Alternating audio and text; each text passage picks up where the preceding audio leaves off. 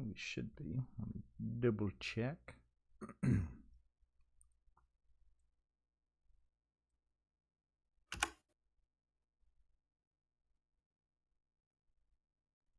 How's your Sunday been?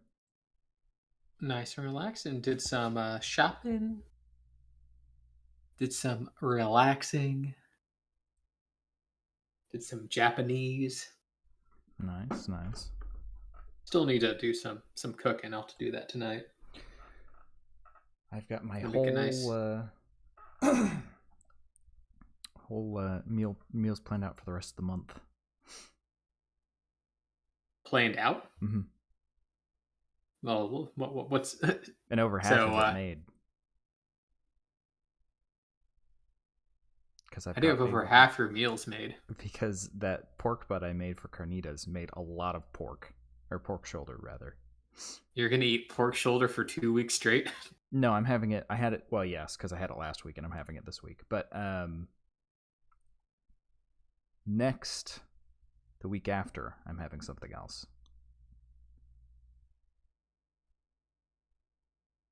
That's for lunch and dinner? No, just for dinner. Okay. No, I have peanut butter and jelly every day for lunch. You don't even throw in like an apple slice or something? I have banana. Okay. That's something. And if I get some veggies, I throw those in, or... What do your breakfasts typically look like? An apple. An apple? Yeah, one apple. So every day you have the exact same meal? For a week, yeah. Oh, goodness. If I were you, I'm not sure if I could do that, though. I'd get too sick of it.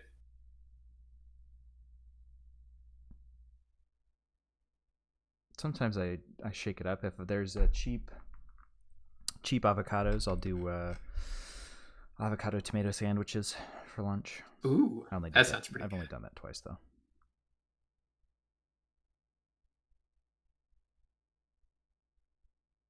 They're pretty good. That does sound pretty good. Once we're done with this review, I'll be making some bacon, bean, and spinach salad. Did you say chicken bean? Bacon bean. Bacon bean. That sounds pretty good. Yeah, I've never made it before, so plenty of protein and vitamins.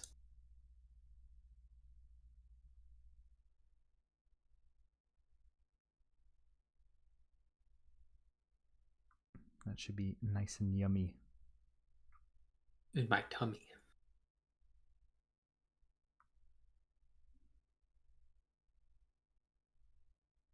Why can't we be like our ancestors and just eat whatever we, found on the ground while we were walking around? Yeah. They spent like, what, 2 or 3 hours getting food and shit and doing stuff, and then they just make art for the rest of the day. And all they had to do was occasionally die of preventable diseases. Yeah. Or get murdered. Yeah. Had its trade-offs. Swings and roundabouts.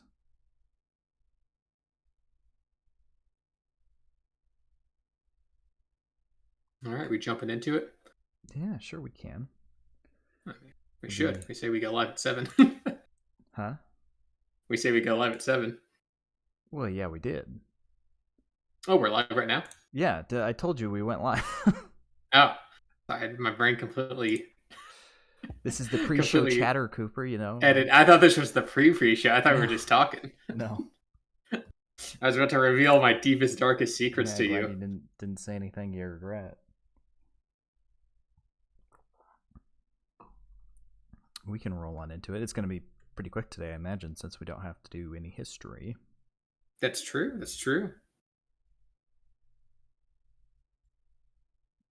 Well, hello, everyone, and welcome back to the Audio Shop Podcast. We are finishing Asian Dreamer this week by Casiopea, however the hell you want to pronounce it. I'm sure there's a correct way. Will I learn it? Probably not. So this is Disc 2. disc 1 was last week. It's a compilation album, so you really don't. There's no there's no through line here, so there's no. You could probably listen to disc 2 first, honestly. Doesn't make There's not much cohesive album structure, so to speak. And the only album structure that is there is the one I imagine from listening to it so many times.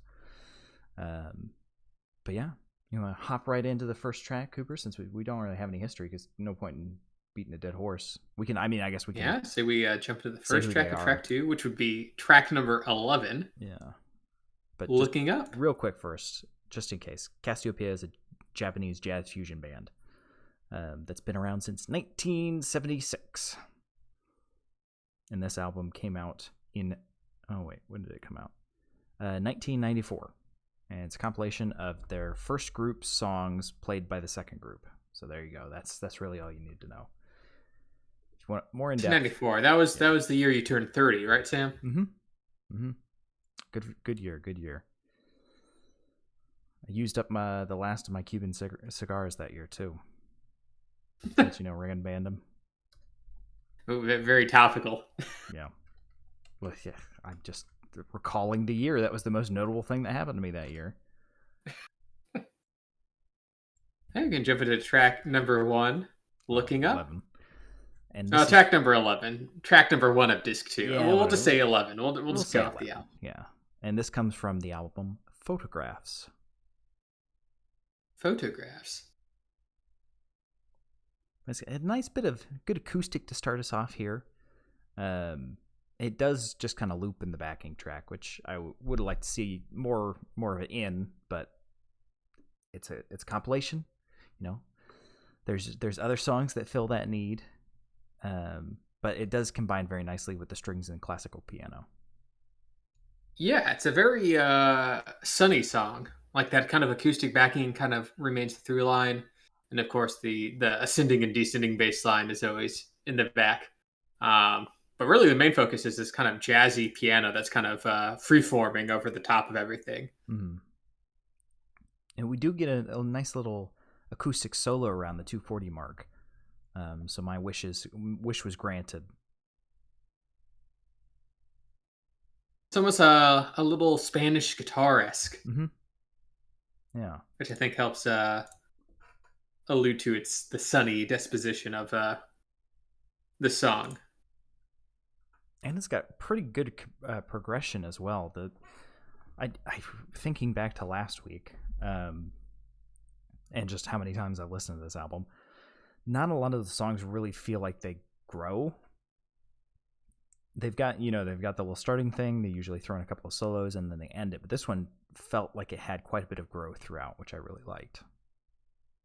It kind of goes a couple interesting places. The lead instrument kind of trades off every now and then. Which kind of leads to it feeling like it's not just a one-trick pony. Mm-hmm.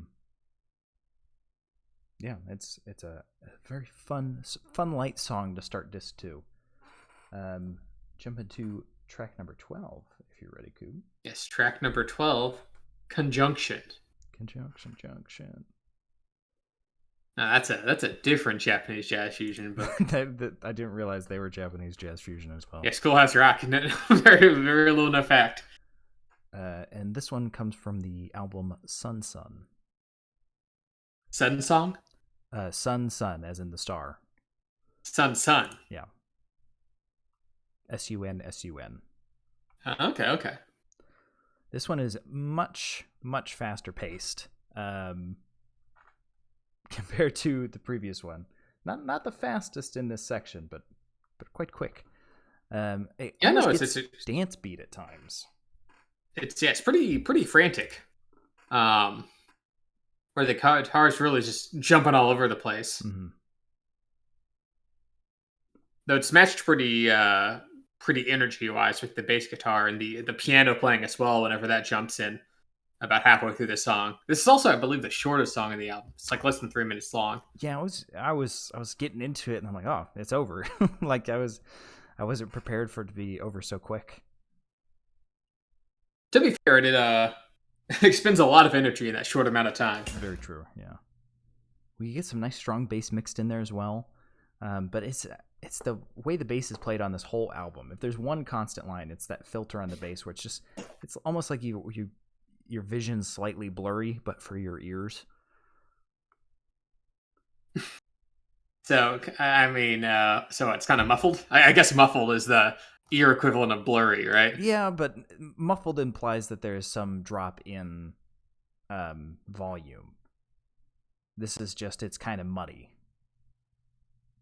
Yeah, maybe muddy's the better word there. But we do get a nice strong solo again from the electric guitar around the 150 mark. I mean, I feel like he just did this because like, oh yeah, this is where all my best solos were. These songs, I want to play them again. I mean, he is the one carryover between the bands, right? Yeah, he is the front man. So it's his call. Yeah. Jump to track number 13, if you're ready, Coop. Yes, track number 13, Take Me. Which is probably, I've definitely heard this one before. I'm sure you've played it for me. Maybe. This one sounds very familiar, especially that kind of poor da da da da da da da da da da da like line. You know, you say that, and I had the exact same thing. I swear Larry Carlton has a song that sounds nearly identical to this. Is this a cover? It might be. I didn't check. I spent a good... Oh, no, I take it back. I'm thinking of when I listened to a different album of theirs. But I'll talk about that when we get to the spare tire. But yeah, no, this one it's got a very familiar beat. I know what you're talking about. Because I've definitely heard this song before. I just figured it must have been whenever you showed me some of their music in the past. Maybe. I'm not sure. We might have listened to Mint Jams. This is on Mint Jams.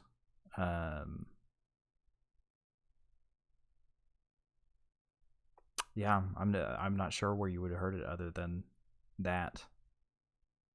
Because that was their live. I probably threw that on at some point when you were around, because that's their live album, I believe. I mean, either way, it's got a solid central groove. I mean, enough that I remembered it. It makes it catchy as heck. It's got that choir synth you were talking about last time. Yeah, the synth set to choir setting. It's not bad. It's not too bad in this No, one. no. I think it works. And you were saying that with the piano theme. I really like the main theme on this. It's nice and light and bouncy. Yeah, with the synth piano line, it really kind of jumps around and kind of just. I mean, it sticks with the main through line, but the guitar is kind of the one that gets to have the fun and kind of jump around. Yeah. That the guitar solo, I will say, around 145 doesn't feel like it sticks close enough to the main theme. It kind of does, but it feels like it kind of just meanders off on its own. Which, I mean, isn't the first time that's happened on this album. So, isn't the last either, honestly. No. It would have been good to see I would have liked the main lick to be in the guitar solo to kind of tie things together better, because the piano solo follows the guitar and goes back into that lick.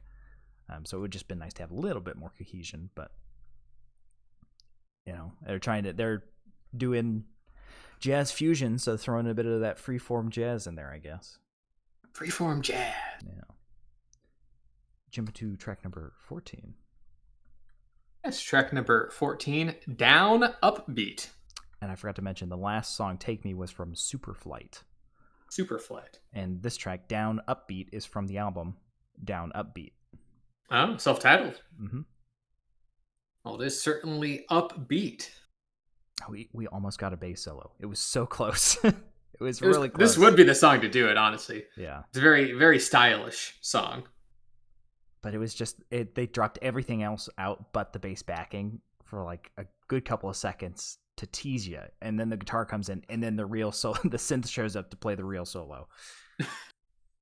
I do really like the guitar synth duet, though. That was, I love when people do that. Instrument duets are really nice. Yeah, the song almost carries like a faux, like, I don't know, big band vibe. Mm-hmm. or maybe like a proper jazz band vibe on the chorus with that kind of faux brass, and then like you said, that almost bass solo that comes in at 130. So close. Shame, which is a shame since the bass is excellent throughout this entire album. It is. We finally get it at one point though. That's coming up. And then I was really impressed by the transition from the duet to the guitar solo. It took me a minute to realize the synth had even dropped. It just flowed right in, so smooth. So smooth, like it's just a little taste. Smooth jazz.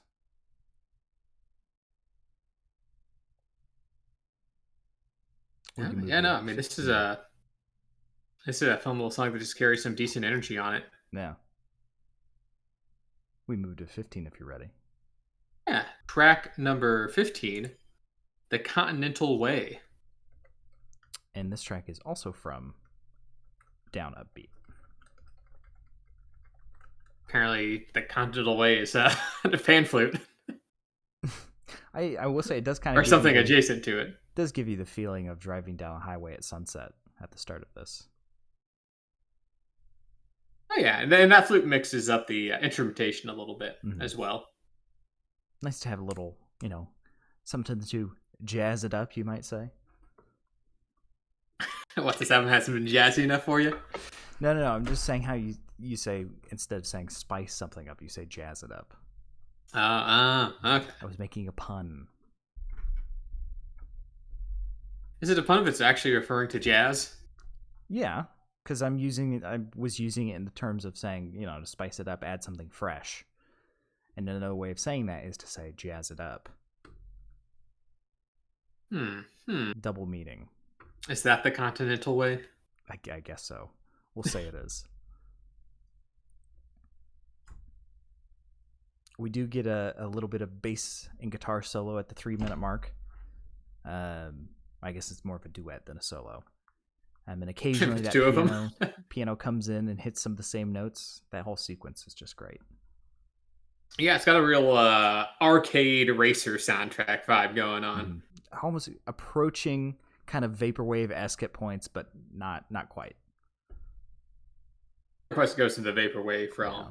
It's a little too high energy for that. There's some hints of it, maybe some influence sneaking in here and there, but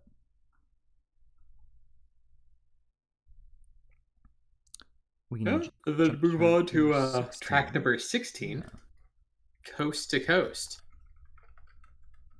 And this is from the album Sun again.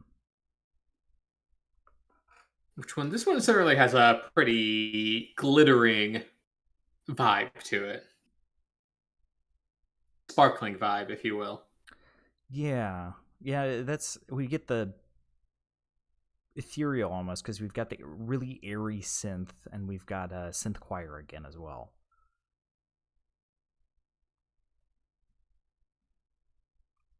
I really feel like the airiness of the synth and all the other stuff doesn't really support, because the guitar work in this one is kind of heavy.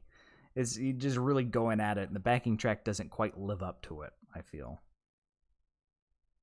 Well, I don't have as much to say about this one. I mean,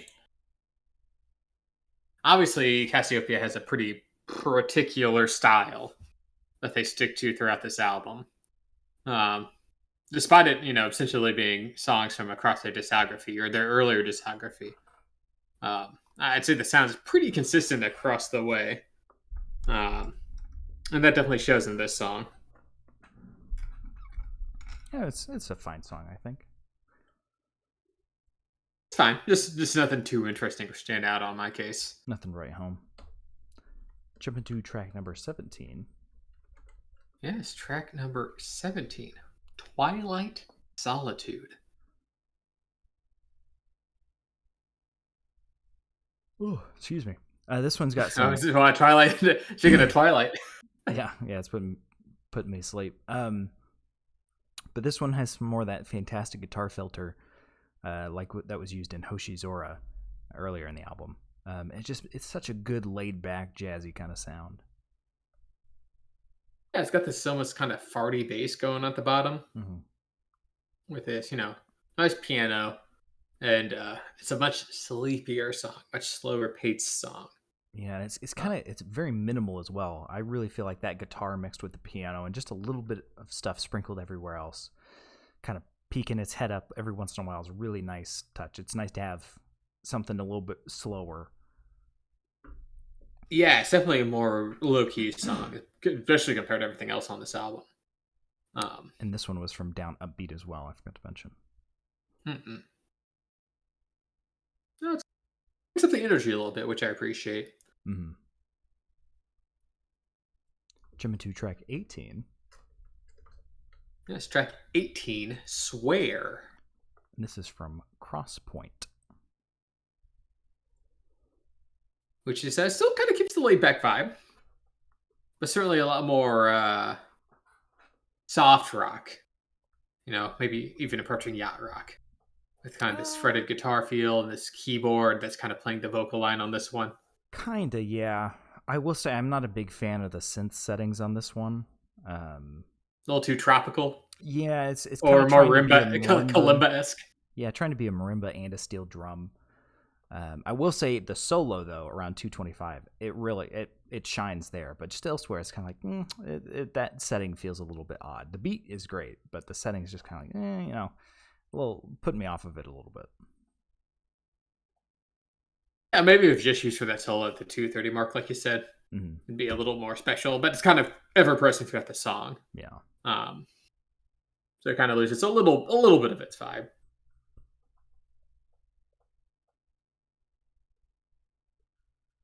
Jump to track 19. Yes, track 19, Galactic Funk.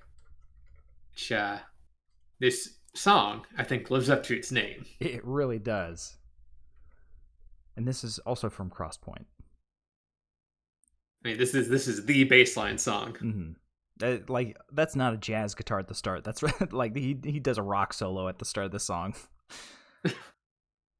I mean, it's got some funky bass line, and the guitar, once it comes in, it starts with its average energy, and then kind of starts really going ballistic at like the 130 mark. Mm-hmm. It's almost like classic, rock, solo, just kind of going all over the place. But we finally get our bass solo at 350.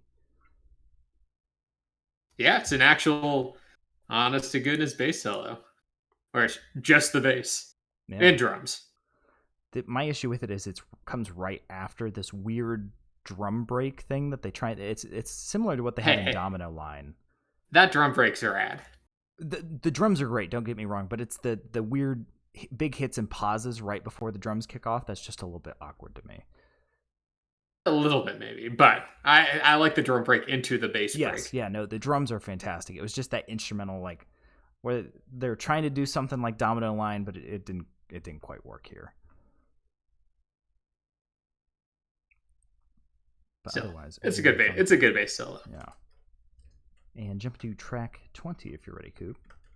Oh yeah, track 20, final track on the album, and the title track, Asian Dreamer. The titular track. The titular track. Kind of odd to have a titular track on an album come from another album, but hey, it's compilation, so I guess. It's a fine enough name. And this comes from Perfect Live 2. They name it Best of Casiopea. Yeah, that was a different Casio. This is a whole different band. That's true. I wouldn't sell as many albums, probably. It's basically a Casiopea cover band of themselves. Yeah, except it's the same guitarist. And I think Jimbo was in both of them, too. I don't know. Good old Jimbo. But I listened to a couple of the songs that came from this in their original form, and I can comment on that when we get to... I guess when we finish this section. But, man, it's... another fantastic solo in this one, but you really definitely hear it's much harder funk / rock as we go through the album. Like it started a little jazzy, and now it's like he wants to be a rock star in these last couple. Yeah, I think the definition of jazz, that the fusion really starts to lean towards one side as opposed to the jazz side. Exactly. It's not bad, don't get me wrong. But it's odd that you start the album and you're like, yeah, this is pretty jazzy, and you get to the end and you're like, oh, this is not jazz anymore. I'd argue it was barely jazzy in the first place. Yeah, but that's the jazz fusion. I mean, there is light jazz elements, but I mean, now it's basically funk rock. But the synth on this one was really cheesy sounding to me. It's kind of bright. The beat is a little bit weird. I don't know, just something about it. I didn't like the synth in this one. There's a certain charm to it. Maybe that's just, in retrospect. I'm not sure at the time whether it would be as cheesy, but I didn't mind it as much. Yeah. I don't know. I don't know why I wasn't a fan, but just wasn't. And then there's that big final hit in the song that almost sounds like it's leading to something, which it very well could have been on the other album. On the actual album? Yeah, here it's just kind of like, oh, that's it? Okay, that's the end. I mean, I guess they probably could have not. They could have probably re-recorded it to be more final, but I guess they're going for more faithful over anything else. Yeah. Which, I mean, power to them. But that's the album. Yeah, that is Casiopea's Asian Dreamer. And I'll just talk about it real quick here, since putting it with the spare tire would probably be a bit far. I listened to Hail. H-A. I'm assuming that's one of their albums. Yeah, that's Hoshizora and North Sea came from that album. The two that I really liked from the first disc. And I gotta say, not really that good. Not as good. No? You definitely can tell the age. They take less risks. They do less things differently. Some of the songs, obviously, I'm a fan of this version of North Sea and Hail, or North Sea and Hoshizora. They've got a lot more going on, first of all, than the original. And some of the songs that I hadn't heard before, they were okay, but there was quite a few. I'd say half the album was like, that was kind of disappointing, knowing what, kind of going into it with the expectation of hearing some of their later stuff. So Group 2, I think, is where my loyalties lie. I'm not sure I've listened to Group 3 yet, but maybe they're even better. Maybe, who knows? All right, well, you want to do, let's do least favorite first. What's your least favorite song, Cooper? If I had to choose one, I'd probably have to go with North Sea. To be honest, I mean, there's some slower paced songs sprinkled throughout this album. But this one was slower paced, and I don't know, it didn't strike me as particularly interesting. I mean, it kind of meandered, picked up a little bit in the last minute, but it's just kind of slow and a little groovy. It didn't really give me any interesting concepts or, interesting instrumental work to really hang on to. So I didn't particularly like it. What about you, Sam? I would have to either say, what would I say? Either,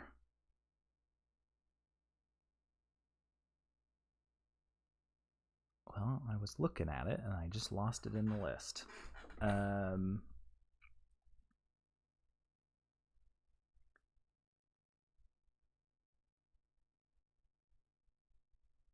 Where did my train of thought go? Either Coast to Coast or Black Joke.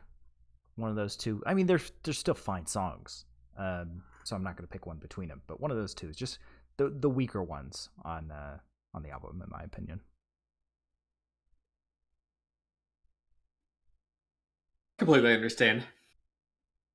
Some of the songs just don't have that X factor. Yeah. There's just nothing that really sticks them out in front of any of the other tracks. Now, what about your favorite? I think unsurprisingly, I was a pretty big fan of Galactic Funk. I thought that was a great song with both its drum break and its bass solo, which I both quite liked. I also was a big fan of Eyes of the Mind, which I think was just a very well-rounded song. Mm-hmm. Just great melodic hook and good song progression. It's kind of where all the stars align in terms of the elements they kind of have sprinkled throughout this album. Had that, like I said, that certain French phrase. Je ne sais quoi. Yeah, that one.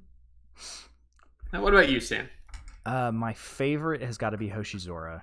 I just love that song so much. I also put down track 1. I'm not going to try and pronounce that.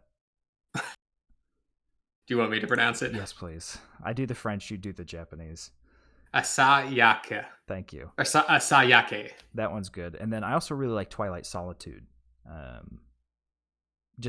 really like that guitar filter, I think is what it is. It's just really nice. And it's kind of stripped back, classical piano. I just feel like it took some of the better, slower parts and kind of put them all into one. You kind of dig their slower music. I do, which is why I went and listened to Hail, but it's good, but it's just not the same. They even slowed down some of the slower tracks on this one. Hoshizora was a little bit faster, I think, and it didn't have some of the more exciting parts that this one did.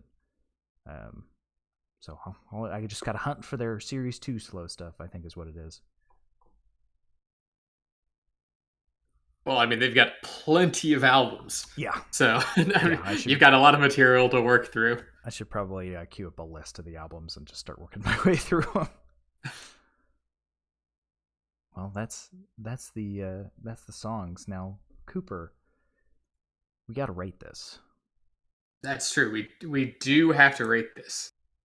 Why don't you read the rating system this time? I think I did it last time. Oh, well, of course. Well, you see, here at the audio shop,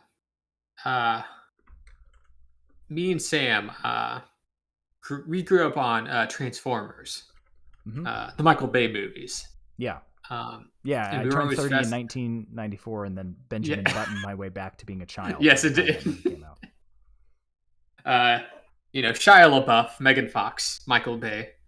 I believe that those movies were the world's first introduction to the Transformers. And ever since then, our fascination with cars have been through the roof. Hoping one day my car itself will be a robot in disguise. But alas, it's just a car. But in honor of that, we made our podcast car themed.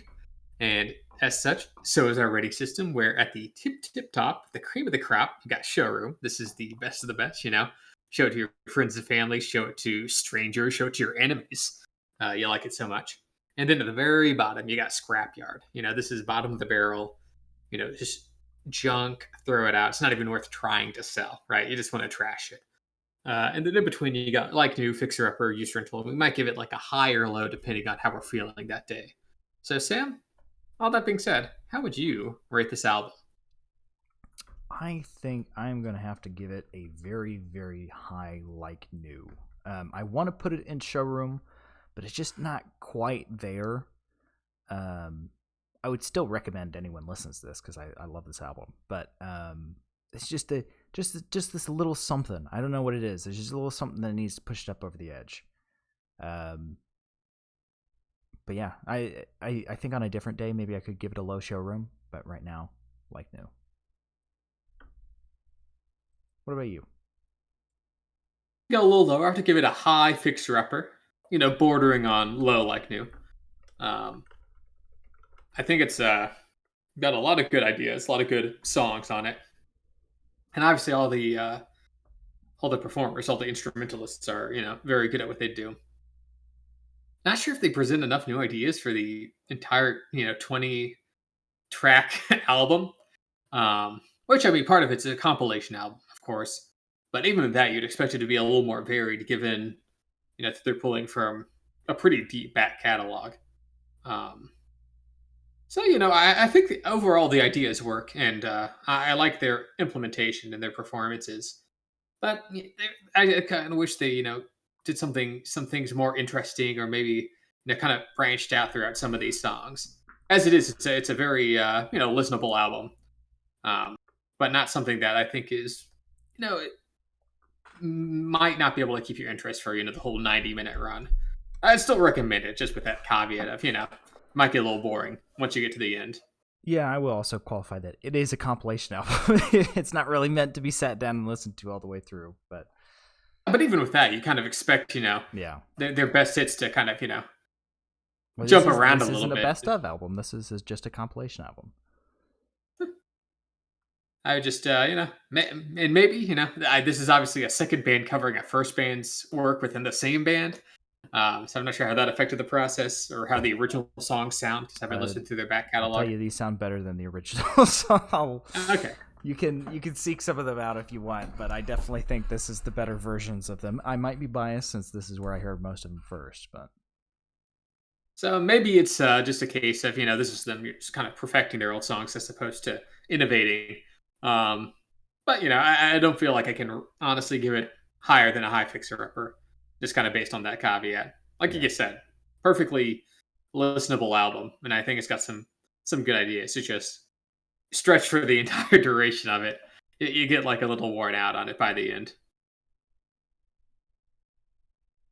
That's fair. That's fair.